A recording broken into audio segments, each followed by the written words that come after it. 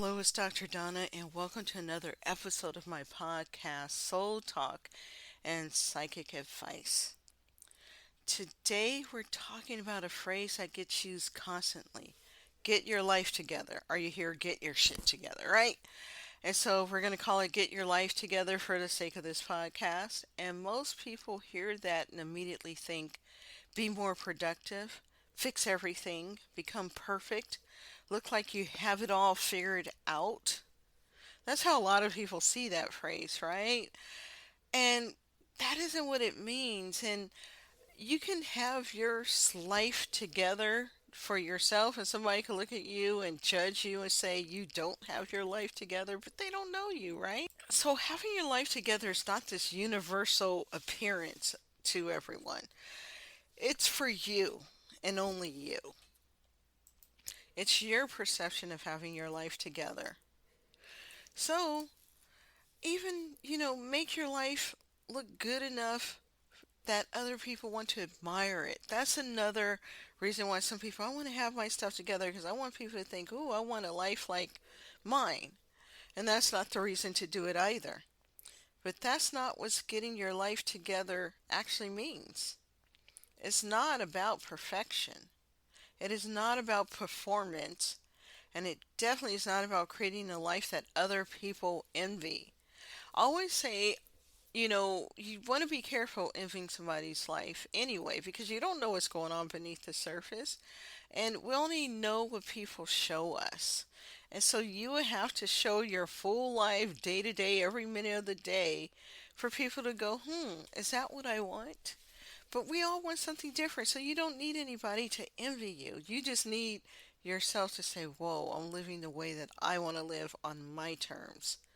So, getting your life together is about something much more grounded. It's about becoming stable, responsible, and aligned enough to actually live the life that you want. You hear that? The life that you want. So, today we're going to break down what this phrase actually means and what it does not mean, and why people misunderstand it, and what real sustainable change looks like. So let's talk about what people think this phrase get your life together means. Most people associate getting your life together with an outcome, right? They picture a perfect routine, and we all fall off a routine. I know I say I'm going to do certain things and I don't, in my routine, and I even have mild OCD and I don't follow the routine perfectly. No emotional struggles, right? You're supposed to be unbothered. That is not getting your life together. Actually, being able to feel your feelings is more getting your life together. Okay. Financial success. What does that look like? That's different for each person. Some people, they just want to know if they can pay their bills, save, and have a little bit left over. Some people want millions and some people want billions. But what does that mean? Some people want to be able to just never work and play around, and some people live for the work even if they have money. So what does that mean? Financial success is an individual belief system, not a universal one. A clean, organized life, most of the time, right? We could be organized, and clean is good. And some people need to get a cleaner to help, right? And to organize. But you do the best you can. Some days are better than others, and no visible problems that anyone can see.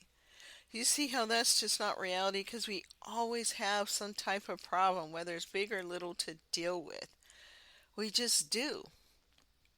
And it becomes the image of, I finally have everything handled, I'm in control.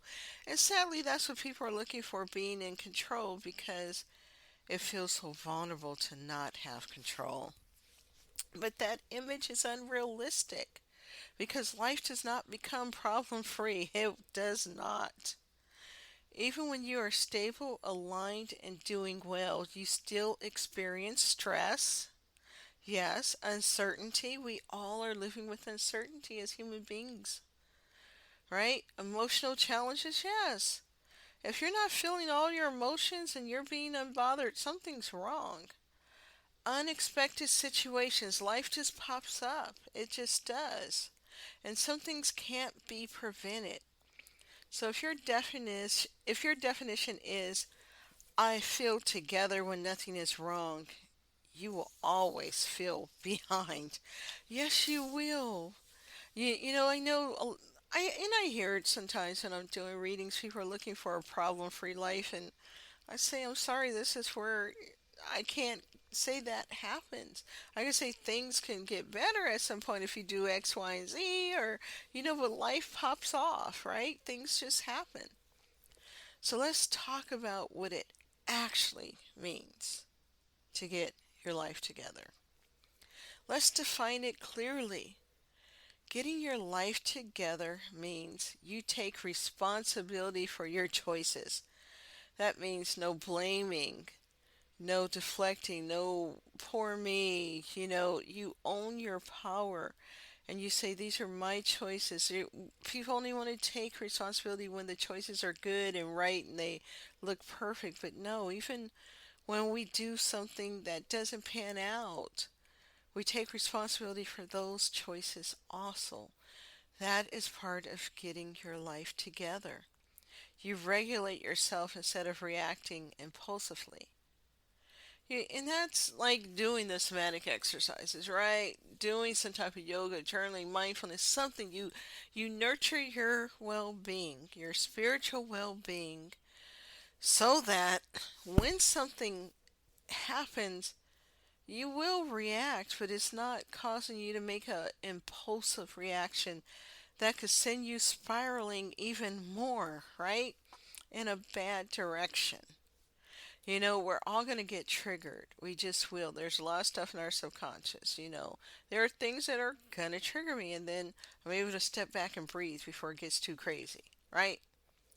You follow through on what matters. Yes, you follow through, you show up, you don't avoid, you don't ghost, you don't lie, you're honest about everything. You address problems instead of avoiding them, and that's the hard ones because some problems are tough.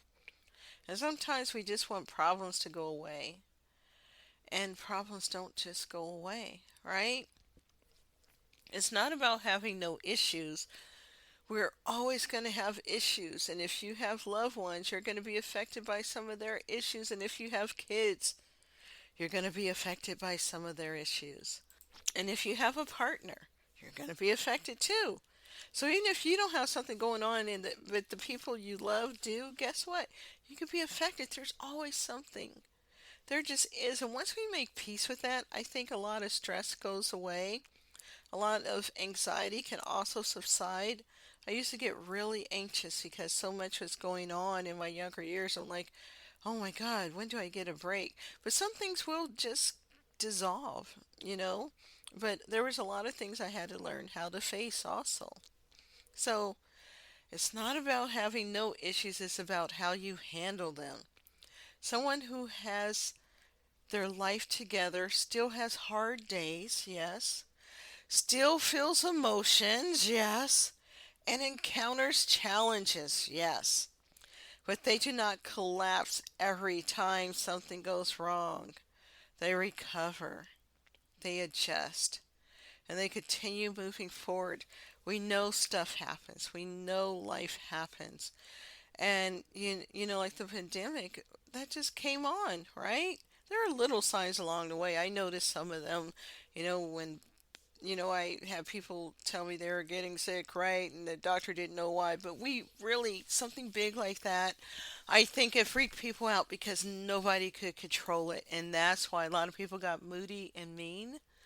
But I think the pandemic was a big lesson for all of us is that we can't control everything that happens in our lives. And unfortunately, some things just come on in a big way. I think that was one of the bigger messages to show us with that we can't control it all. So let's talk about healing being part of this process, right? You cannot get your life together without healing. You can't. And if somebody's going through something tough, addiction or, bad relationship, and they may feel like, I just want to have it all together. There's some type of healing to help. But all of us have healing to do. We've got childhood trauma. We got things that have happened in our lives that require us to do healing work. And healing should never be looked at as a bad thing or as a negative thing. It is an empowering thing. It's how you take your power back. Is by healing, and healing could be uncomfortable, right? You're going to have to access some painful layers of yourself, but once you do it, you are able to regulate better. You're able to handle things better. And that's what it means to get your life together. It starts with healing. Because unprocessed patterns will keep showing up as avoidance. Yes, a lot of people want to avoid, they just want it to go away, right? And nothing goes away on its own until we get the lesson that we're supposed to get. Inconsistency, right? It will show up. And some people are inconsistent because of their unhealed stuff. People who ghost, people who just, disappear, don't talk, don't communicate, right?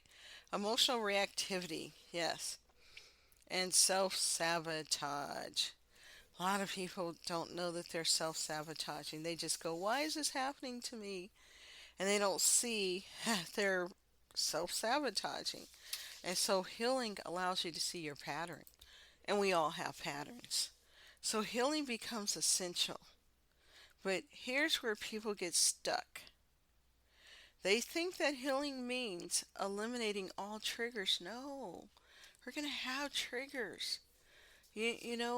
I notice my triggers and it's like, okay, this is a trigger. Let me try to settle myself. Because people are trying to be unbothered, they're like, I don't want to have triggers. We just do have triggers. Never feeling dysregulated. We're going to be dysregulated. We are humans. We are imperfect. Even if you're spiritual and you do all the spiritual things, you're going to have these things happen. Resolving everything completely. It just doesn't work that way most of the time. It just doesn't. So stop looking for that. That's not how it works anyway. Healing is about increasing awareness, being self aware, right? Being aware of who you are, why you do the things you feel the way you feel, and building capacity to stay present. Responding instead of reacting. Yes. You are not trying to become someone who never struggles. We all struggle, and struggling could be good. Struggling sometimes means we're about to take it to a new level, right? Usually, before the next level of growth, you're going to struggle. That's why they say new level, new devil. So, if you're not ever struggling, are you ever growing? And some struggles suck. I agree. But that is how we grow. You're becoming someone who can move through struggle without losing yourself, right? And it feels like, okay, it's something I got to go through. I can do this versus why is this happening to me? Sometimes we spend a lot of time in that pain of why is something happening, and we don't move past of let's just, find a way to work through it. So let's talk about how none of this is about perfection. Let's remove perfection from this entirely. Nobody is perfect. Nobody's ever going to be perfect. To this day I hear people say I'm a perfectionist, and I ask them what does that mean and how has life worked being a perfectionist, because if you are a perfectionist you're delaying things, right? Or you're stressing yourself out in some way trying to be a perfectionist. Because perfection creates paralysis. Yes. When people aim for perfection, they overthink.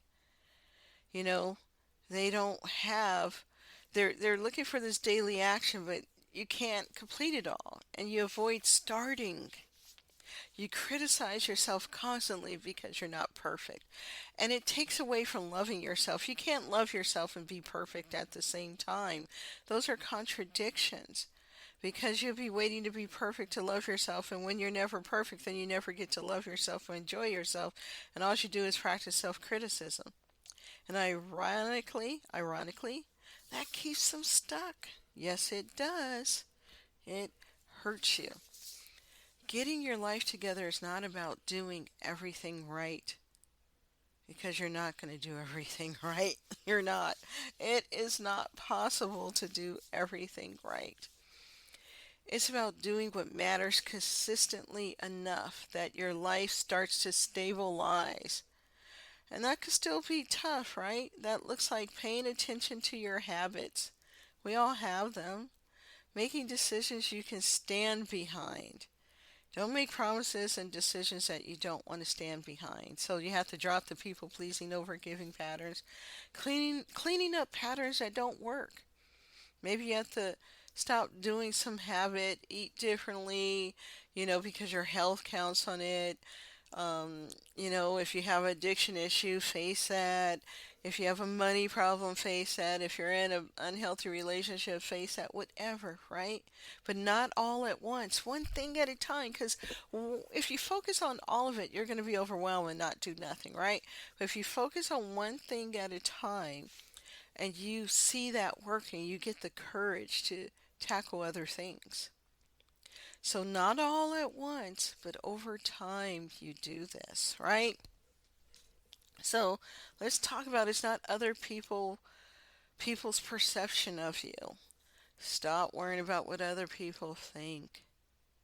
Don't. A lot of times when we worry about what other people think is because we're projecting outward. Because we're busy judging ourselves, so we figure everybody else is and people aren't. And if they are, so what? You know? Another misconception is that having your life together means other people think you do. There are times when people thought I have a life together when I thought I was falling apart and vice versa, right? Think about it. It isn't what other people think. So people focus on appearances. That whole social media thing, right? Image. How things look externally. I remember when I first when social media first really started many years ago, because I started before it, you know, coaches and healers were all trying to look perfect because they thought it was the only way to get business, to look like they had their life together. And when I was in private groups, a lot of them would admit that they didn't have their life together and they felt like an imposter. And what you learn over time is that nobody's looking for anybody to be perfect. We put that on ourselves. And we think that's how it's supposed to be. And we project that onto people. But nobody's really looking for that. And if somebody doesn't think you have your life together, by whose perception? By theirs? But if you feel like you have your life together and it's working, it's fine. We all want something different out of life. There's room for everybody to live their lives on their terms. Okay? So you can look together and still feel overwhelmed, disorganized internally, and emotionally unstable. So you can look like you have it all together, like those social media couples, and then they break up or something crazy happens with them after they portrayed a perfect life. Getting your life together is internal first. It's about how you manage yourself, how you handle responsibility, how you show up consistently, not whether someone else approves. Because external validation does not create internal stability. It does not. What this allows you to do, right? When you actually begin to get your life together, something shifts, right? You create capacity. You manifest better. You feel better about yourself. You are no longer constantly catching up, right? Reacting to everything or overwhelmed by your own patterns. And from that place, you can start building the life you actually want. Not a fantasy, but something real. You can make clearer decisions. You can follow through on goals. You can maintain relationships more effectively, right? More effectively. You can create stability in your work and daily life. This is what people are actually looking for. Not perfection, but functionality and alignment. The whole goal is to be aligned, not perfect. Perfect is boring and unattainable and puts so much pressure and stress. And, a lot of people, even when they start a business, right, they want to look successful from day one. And if you talk to people who are successful, who are self-made. They tell you they struggled, they were in debt, they have problems, they barely can pay rent. If you look at, people who are in good relationships now, they admit it was hard in the beginning. They had to learn each other. They had to, figure things out. So we have to stop with this image that still gets portrayed in this day and age, because especially more so because of social media. And social media can cause some people to feel depressed, like everybody else is fine and I'm not, and everybody else is happy and I'm not. And we have to quit with that, because getting your life together is for you and it's how you want to live. I had a phase where getting my life together was just being alone for a while, hearing my own thoughts, creating, just not socializing. And to other people, that looks weird. Some of my neighbors were worried about me. And I would look at them and smile, and they're like, "Are you okay?" And I'm like, "I'm okay." I needed some time to just be Donna. And so you get to live how you want, but you know what needs to be done in your life, and nobody else knows that for you. Only you could truly answer that. And so remember that when it comes to living the life that you want, it's not other people desiring it or approving of it.